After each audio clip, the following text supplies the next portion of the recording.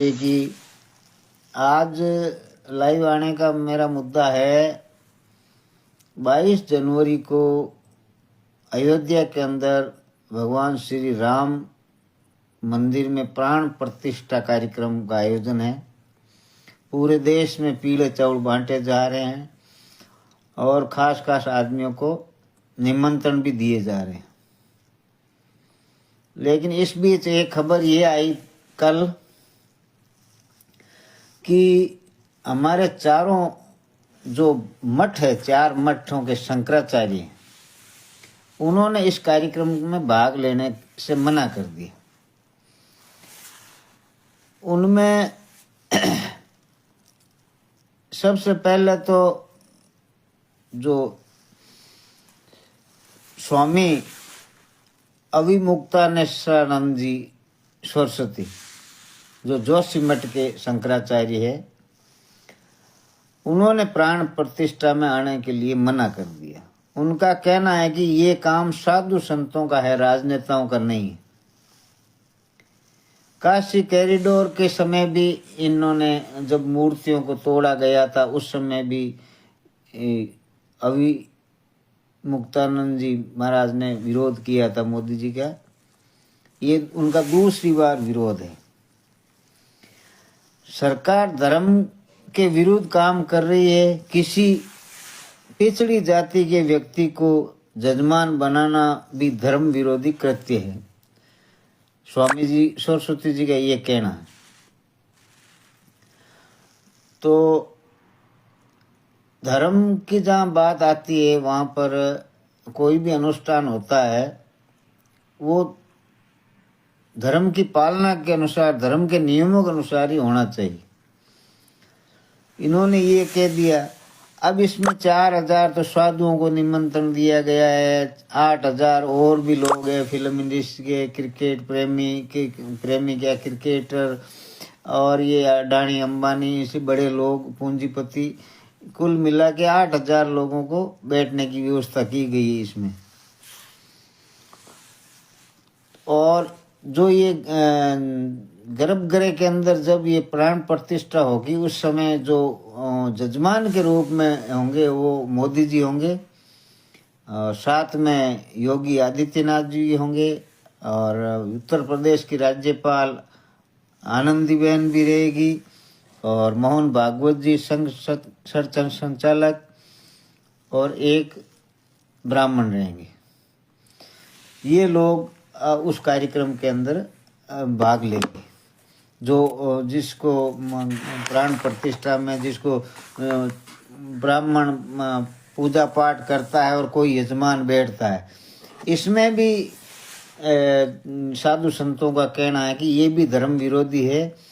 क्योंकि इसमें जब पूजा पाठ के अंदर जजमान बैठता है तो वो सपत्नी बैठता है।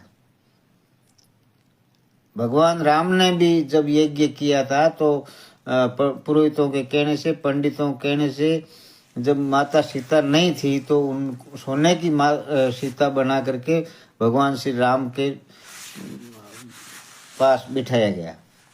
तो उनका कहना है कि ये भी एक धर्म विरोधी कृत्य है। फिर उनका ये जो कहना है कि भाई ये पिछड़ी जाति के है, ब्राह्मण के अलावा कोई पूजा कर ही नहीं सकता, ये भी धर्म विरोधी है। तो अब दूसरे जैसे 4 मठ है अपने शंकराचार्यों के, 4 मठों के अंदर आप देख लो कि एक तो हो गया ये मठ आपके ज्योतिष मठ, जोशी मठ, दूसरा पुरी का मठ, तीसरा श्रृंगेरी मठ, और चौथा द्वारकाधीश मठ। ये 4 मठ। अब दूसरे जो स्वामी जी है शंकराचार्य, वो है निश्चलानंद पुरी जी। उनका भी कहना है कि मैं वहाँ किस लिए जाऊँगा। मोदी जी जब प्राण प्रतिष्ठा करेंगे तो मैं क्या वहाँ ताली बजाऊंगा? क्या शंकराचार्य का पद राष्ट्रपति प्रधानमंत्री से छोटा है? तो मैं मेरी बेइज्जती करवाने के लिए वहाँ नहीं जाऊंगा। मैं मेरे स्वाभिमान की रक्षा करने के लिए अपने स्थान पर बैठा रहूंगा, लेकिन मैं वहाँ नहीं जाऊंगा। उन्होंने ये भी कहा कि सरकार वहाँ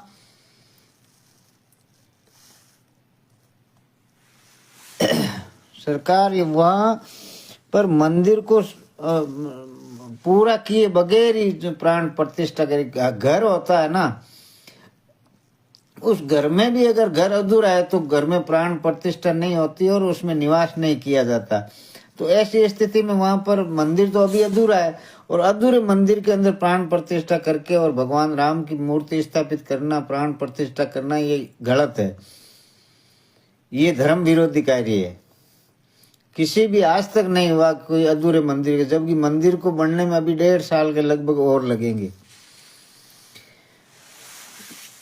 और इनका भी यही कहना है कि पूजा सिर्फ ब्राह्मणों के द्वारा की जानी चाहिए, और जो मोदी जी कर रहे हैं वो धार्मिक स्थलों को पर्यटक स्थल के रूप में बदल रहे हैं, जो बिल्कुल ही गलत है। आपके जो समेत शिखर है झारखंड के अंदर, वहां पर पार्श्वनाथ भगवान का एक मंदिर है और वो बहुत तपोभूमि है, तो वहां पर भी सरकार ने उसको पर्यटक स्थल बनाने के लिए कार्य शुरू किया था, लेकिन पूरे देश के अंदर जैन धर्म के धर्मावलंबियों द्वारा विरोध होने पर वो काम स्थगित करना पड़ा, और आज वो जैसा है वैसा ही है। जैनियों का कहना है कि ये तपोभूमि है, इसको पर्यटक स्थल बना करके गलंदा क्यों किया जाए। अब दूसरी बात, जब ये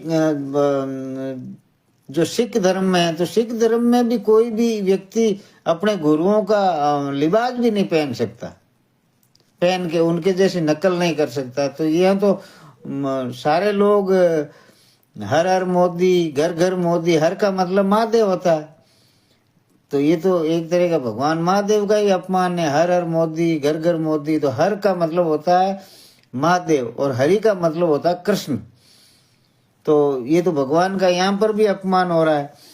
तो ऐसी स्थिति में शंकराचार्यों ने इनका विरोध किया, और आपके जो तीसरे शंकराचार्य हैं सदानंद सरस्वती द्वारकाधीश मठ के, उन्होंने कहा कि ये जो उन्होंने समय चुना है ये गलत है। पौष मास के अंदर कभी भी कोई शुभ कार्य नहीं होता, ये हिंदू धर्म की मान्यताओं के खिलाफ है।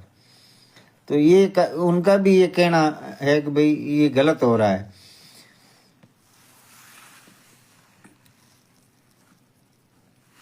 और ये जो कार्य हो रहा है हिंदू धर्म के विरुद्ध हो रहा है, और यही बात उन्होंने चौथे श्रृंगेरी मठ के स्वामी तीर्थ ने, श्री सरस्वती स्वामी तीर्थ ने कही बात। अब क्या है कि ये इनकी नाराजगी है, तो अब इनको मनाने का प्रयास करेंगे कि नहीं करेंगे ये तो अलग बात है, लेकिन जब हिंदू धर्म के 4 मठ हैं और ये सर्वोच्च है, हिंदू धर्म में इनसे बड़ा कोई है ही नहीं, और हिंदू धर्म का कोई धार्मिक अनुष्ठान होता है तो ये चारों वंचित रहेंगे, तो क्या इनको हिंदू धर्म का आयोजन माना जाएगा, या ये सिर्फ भारतीय जनता पार्टी का कार्यक्रम है? अगर भारतीय जनता पार्टी का कार्यक्रम है तो वो अपने हिसाब से कैसे ही करें, लेकिन ये हिंदू धर्म का कार्यक्रम है, भगवान श्री राम की प्राण प्रतिष्ठा का, और उसमें चारों मठाधीश नहीं है शंकराचार्य, तो फिर ये हिंदू धर्म का कैसे हो गया? एक तरफ मोदी जी हिंदुओं को उत्थान की बात करते हैं, एक तरफ हिंदू मान्यताओं को खत्म कर रहे हैं। तो ये जो जोशी जी और आडवाणी जी को जो न्योता दिया ना इन्होंने, और न्योता देकर कहा कि ये राम मंदिर प्राण प्रतिष्ठा का न्योता है और आपको आना नहीं, जब उनका विरोध हुआ तो फिर वो वापस जाकर कहकर गए नहीं आपको आना। ऐसे ही अगर ये शंकराचार्य अगर नाराज हैं तो इनको मनाने का प्रयास होगा कि नहीं होगा ये आगे का समय बताएगा।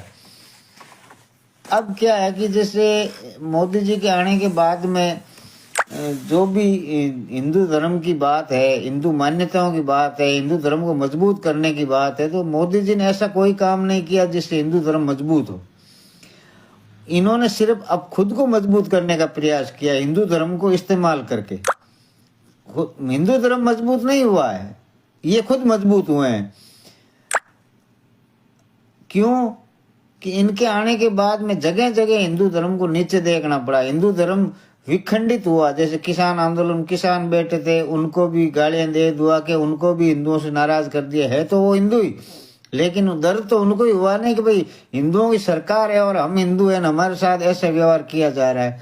तो फिर नाराजगी तो हुई है ना, हिंदुओं में विघटन तो वही है ना। भगवान श्री राम को कौन नहीं मानता था, मुसलमान भी, हिंदुस्तान के मुसलमान भी भगवान राम को मानते थे। लेकिन जब से भगवान राम के ऊपर बीजेपी ने कब्जा किया तब से भगवान राम भी आधे हो गए। लोगों की आस्था धीरे धीरे खत्म हो रही है यार, ये तो बीजेपी के राम है, हमारा राम तो है ही नहीं। हमारा राम तो घट घट में है, हमारा राम तो अजर अमर अविनाशी है, वो न कभी जन्म लेता है न कभी मरता है। ये तो राम है, वो बीजेपी के राम है। इस प्रकार से हिंदू धर्म को कमजोर किया। ये पहलवान बेटियां बैठी थी, इनके ये हिंदू धर्म की नहीं थी क्या, लेकिन इनके साथ भी अन्याय हुआ तो मोदी जी ने आंखें मूंद ली। होते हुए देखना मतलब मंजूर कर लिया लेकिन कार्रवाई नहीं की, तो इससे भी हिंदू धर्म कमजोर हुआ। तो हिंदू धर्म मोदी जी के आने के बाद में कमजोर हुआ। ऐसे ऐसे लोगों को इन्होंने अपनी मजबूती के लिए ऐसे ऐसे लोगों को पार्टी में शामिल कर दिया जिन्होंने हिंदू देवी देवताओं का अपमान किया। एक सपा के पूर्व सांसद थे जिनका नाम नरेश अग्रवाल। नरेश अग्रवाल जी ने हिंदू धर्म की मान्य लोक देवताओं का, भगवान का अपमान किया और उसके बावजूद भी उन्होंने बीजेपी ज्वाइन कर ली और बीजेपी में पवित्र हो गए। वो नरेश अग्रवाल ने कहा था कि विष्णु में विस्की में विष्णु बसे, रम में बसे श्री राम, जिन में माता जानकी, ठर्रे में हनुमान। सभी हिंदू देवी देवताओं का अपमान कर दिया। आज वो भारतीय जनता पार्टी में होकर के शामिल होकर के बहुत बड़े हिंदूवादी बने हुए बैठे हैं। ऐसे ही जगह जगह गायों की बात करते हैं तो गायों में भी ये बूचड़ खाने वाले हैं, इनसे चंदा ले लेते हैं और गायों की कटनी में जाने की संख्या बढ़ी है। भारत 2014 के अंदर विश्व में बीफ सप्लाई में चौथे नंबर पर था, आज पहले और दूसरे नंबर पर है। तो इसका मतलब गायें भी ज्यादा कटी है। तो फिर हिंदू धर्म में गौ रक्षा को तो महत्वपूर्ण मानते हैं, उसका ही पतन हो रहा है, गायों का ही, उनकी रक्षा नहीं हो पा रही है। तो फिर काहे के हिंदू धर्म की सरकार, हिंदुओं की कैसे हुई सरकार। हिंदू धर्म में श्री राम को सबसे बड़ा आराध्य देव मानते हैं और लोग कहते हैं कि भगवान श्री राम की वजह से भारत की पहचान है। तो भारत की पहचान है तो हिंदू धर्म के सबसे बड़े भगवान हैं तभी तो है। और जब हिंदू धर्म की मान्यताओं को खत्म करके भगवान श्री राम के मंदिर की प्राण प्रतिष्ठा की जा रही है तो इससे तो हिंदू धर्म को नुकसान होगा, लाभ कहाँ होगा। और कुछ लोग ये भी कह रहे हैं कि हिंदू धर्म की मान्यताओं के अनुरूप अगर भगवान श्री राम के मंदिर का प्राण प्रतिष्ठा नहीं हुआ और भगवान श्री राम ने कोप कर लिया तो हिंदुस्तान के अंदर कोई अनहोनी घटना हो सकती है भगवान श्री राम की नाराजगी की वजह से, ऐसा मतलब लोगों को कहना है। तो ये जो कार्यक्रम हो रहा है ये कार्यक्रम हिंदू धर्म की मान्यताओं के खिलाफ है, हिंदू धर्म को बांटने वाला है, हिंदू धर्म के जो स्थापित मठ है उनका अपमान भी है, क्योंकि जब उनको नहीं बुलाया जाएगा तो उनका अपमान है। तो इसलिए और लोग अब ये भी कह रहे हैं जैसे जो राम को लाए हम उनको लेके आएंगे, अब कह रहे हैं कि राम लल्ला के दर्शन करने के लिए अयोध्या जरूर आवे। तो भाई जब राम लल्ला को ये मोदी जी लेके आए तो इतने वर्ष राम कहाँ थे, और जब अब दर्शन करने के लिए सबको बुला रहे हो तो इसका मतलब पहले वहां अयोध्या में भगवान श्री राम नहीं थे क्या, अब भी आए क्या। हाँ ठीक है, प्राण प्रतिष्ठा हो रही, मंदिर नया बना, लेकिन भगवान राम का तो जन्म ही वहीं बता रहे हैं ना, तो फिर भगवान राम तो वहीं थे। अब इनको कौन लेके आ रहा है कौन नहीं लेके आ रहा। तो ये इस तरीके की बातें करके और हिंदू धर्म को कमजोर किया जा रहा है। दूसरी तरफ इन्होंने हिंदुओं के साथ में तो अपनी प्रीत निभाई नहीं और ये दुश्मनी और दोस्ती दोनों भी सही तरीके से निभा नहीं पा रहे मोदी जी। हिंदुओं से दोस्ती भी सही नहीं निभा रहे हैं और मुसलमानों से दुश्मनी भी सही नहीं निभा रहे हैं। अब मुसलमानों को खुश करने के लिए ये एक कार्यक्रम चला रहे हैं 2 जनवरी से 20 जनवरी तक, और उस कार्यक्रम का नाम है शुक्रिया मोदी भाईजान। और उस कार्यक्रम की टैगलाइन है न दूरी है न खाई है, मोदी हमारा भाई है। ये टैगलाइन है।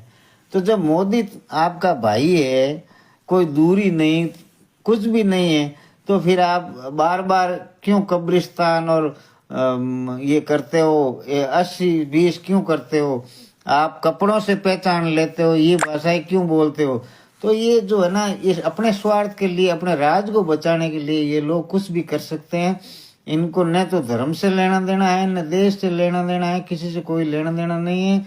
ये सत्ता के भूखे हैं, और सत्ता के लिए, अपने नाम के लिए, नाम के मतलब नाम इतना जरूरी है कि कोई भी देश के अंदर, चाहे रेल मंत्री कौन है किसी को पता नहीं है, सारी रेलों का उद्घाटन मोदी जी कर रहे हैं। संसद भवन का उद्घाटन किया। संसद में सर्वोच्च पद होता है, दोनों सदनों का जो सर्वोच्च पद होता है वो राष्ट्रपति का होता है, उसके बाद में लोकसभा अध्यक्ष का होता है, लेकिन सब दरकिनार और मोदी जी द्वारा उद्घाटन किया गया। तो ये मतलब अपने नाम के भूखे हैं और फोटो खिंचवाने के भूखे हैं, इसलिए ये सब कर रहे हैं। वरना ये धार्मिक कार्यक्रम है। धार्मिक कार्यक्रम, भगवान श्री राम हिंदू धर्म के आराध्य देव है। भगवान श्री राम को अगर सही मूर्ति प्राण प्रतिष्ठा करनी थी तो शंकराचार्य, चारों शंकराचार्य उसमें बैठते और भगवान श्री राम की मूर्ति की प्राण प्रतिष्ठा करते, तो ये कार्यक्रम में 4 चांद लगते। भगवान राम की आस्था पूरे देश में और मजबूत होती, और कोई गलत संदेश भी नहीं जाता, हिंदू धर्म भी मजबूत होता। तो ये कार्यक्रम जो हो रहा है ये लगभग हिंदू धर्म की मान्यताओं के खिलाफ हो रहा है, और इससे हिंदू धर्म पतन की ओर जाएगा, हिंदू धर्म मजबूत नहीं होगा। इसलिए आप सब लोग जो गांव में पीले चावल बांट रहे हैं वो अपने हिसाब से देखो, धर्म की रक्षा करनी है या राजनीतिक पार्टी की रक्षा करनी है, ये आपको तय करना है। आप सब ने मुझे ध्यान से सुना, इसके लिए आपका सबका बहुत बहुत धन्यवाद। बात अच्छी लगी है तो शेयर करना। नमस्कार। जय वीर तेजा जी।